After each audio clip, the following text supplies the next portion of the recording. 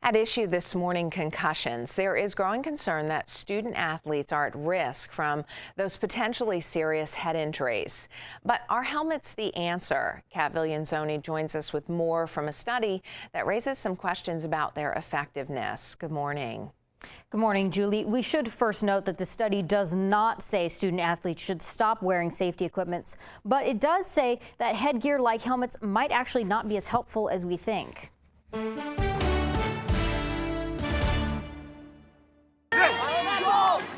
Reports of sports-related concussions have been rising, and a new study from the Institute of Medicine says what many experts have already been noticing, that equipment often touted for head safety, like helmets, can only go so far. And so people often come to me and say, well, does my kid need a better helmet, or do they need to wear a headband in soccer or a padded helmet?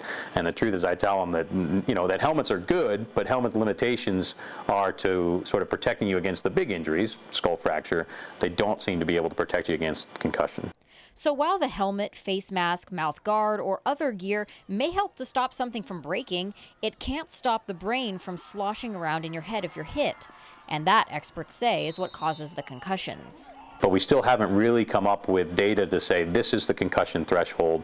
These are the forces that are directly causing the concussion. So it makes it very difficult for an engineer to sit with a helmet and say, okay, we can make this a concussion-proof or better helmet, but if we don't really know what those forces are.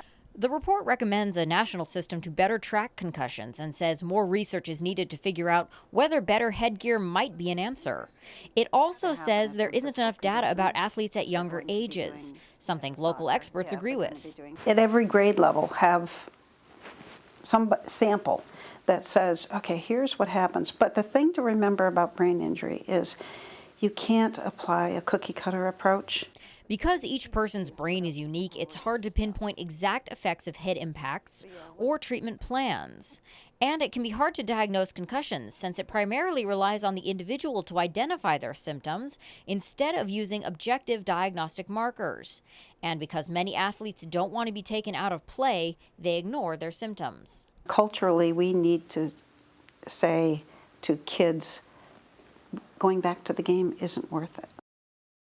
Now, some sports were singled out. For high school and college men, the concussion rates were higher for football, ice hockey, and lacrosse. For women, lacrosse is also on the list, as well as soccer and basketball. Now, some symptoms of concussion include vomiting, dizziness, and vision problems. For more resources, you can visit the Brain Injury Association of Vermont's website. Julie? An important issue. Thank you, Kat.